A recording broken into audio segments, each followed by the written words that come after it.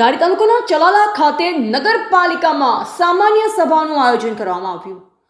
ચલાલા નગરપાલિકાના તમામ સભ્યોની ઉપસ્થિતિમાં શહેરના વિકાસ માટે મંજૂરી આપવામાં આવી હતી, જેમાં પવિત્ર દાન મહારાજની ભૂમિ પર અનેક વિકાસના કામોની મંજૂરી અપાતા ગ્રામલોકોમાં ખુશીનો માહોલ જોવા મળી રહ્યો છે.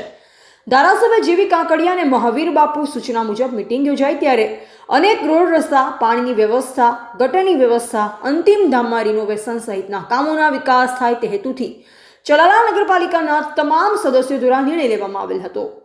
રિપોર્ટર બિપિન રાઠોડ, ચલાલા, અમરેલી.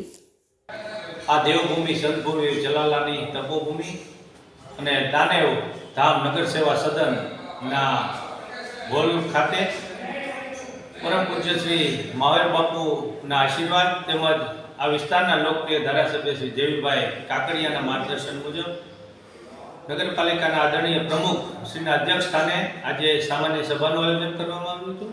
એમાં ચલાલા શહેરના સર્વાંગી વિકાસ થાય અને ચલાલા શહેરના તમામ સભ્યો 24 સભ્યોએ સૂચવેલા કામો ચલાલા શહેરના છેવાડાના વિસ્તારના પણ કામો થાય, તેમજ ચલાલા શહેરને આગામી સમયમાં સીસીટીવીથી સજ્જ કરવામાં આવશે. ચલાલા શહેરમાં પ્રવેશ જે દ્વાર છે ત્રણેય રોડ ઉપર એને પણ ડેકોરેટ કરી સુશોભિત કરવામાં આવશે.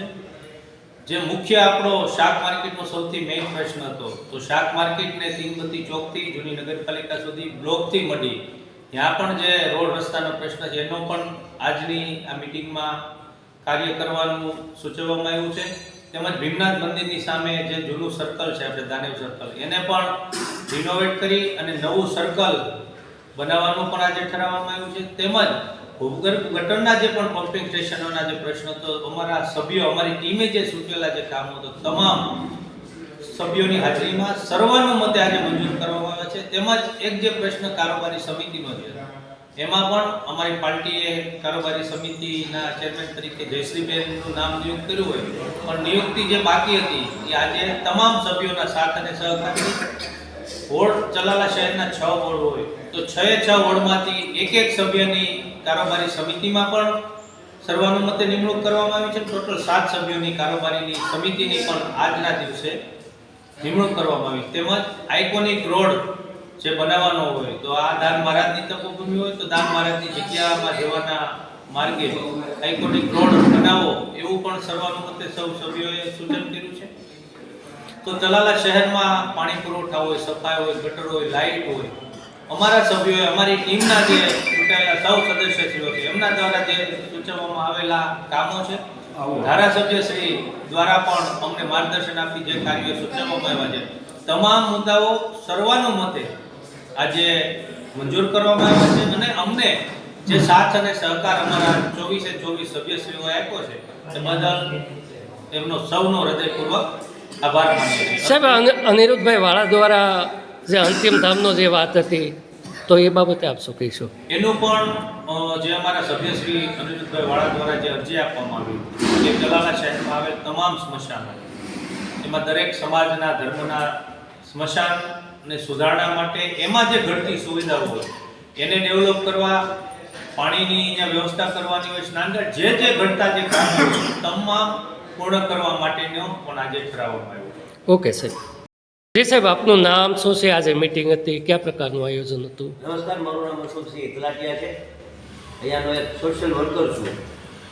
આજનો જનસાવતર દાનમાર્ગની આ પવન તપોભૂમિમાં ચલાલા નગરપાલિકા ખાતે આજે સામાન્ય સભાનું આયોજન થયું હતું. તેમાં ચલાલા શહેરનો સર્વાંગી વિકાસ જેવા કે રોડ, રસ્તા, આઇકોનિક રોડ, પછી પાણી પુરવઠાના કામો, પછી લાઇટિંગ, અંડરગ્રાઉન્ડ ગટર સહિત શહેરના વિવિધ વિકાસ કાર્યો વેગવંતા બનાવવા પ્રમુખશ્રીની અધ્યક્ષતામાં મળેલ જનરલ મિટિંગમાં જનરલ બોર્ડમાં આજે સર્વાનુમતે એ કામો છે એને મંજૂરી આપી છે. આગામી દિવસોમાં નગરપાલિકાના વિકાસના કામો એ વેગવંતા બનશે. તદુપરાંત આજરોજ કારોબારી ચેરમેનની પણ વરણી કરવામાં આવી હતી.